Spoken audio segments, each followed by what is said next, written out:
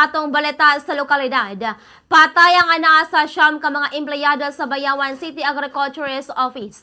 Human nahitabo ang aksidente nga pagkatagak sa ilang gisakyang dump truck sa pampang sa Sitio Mansintak, Barangay Kalamtukan, Bayawan City, Negros Oriental. Niadtong Miyerkules sa udto, Pebrero 4. Gilang mga biktima mao sila si Diomedes Canoy, Carvin Andong, Larry Liamos, Ronel Cabasag, Jonathan Hamoy, Giovanni Babor, Junarela Kagisa, Warren Asinyas ug ang driver sa dump truck nga si Egmedio Arnaiz. Sumala pa sa investigasyon nga gilosad sa Bayawan City Police Station nga niagi ang mao nga dump truck kay na-overshoot sa dalan na samtang nagpadulong kini og didto natagak sa pampang ang nalanding sa kilid sa sapa sa tiilang bahin sa bukid.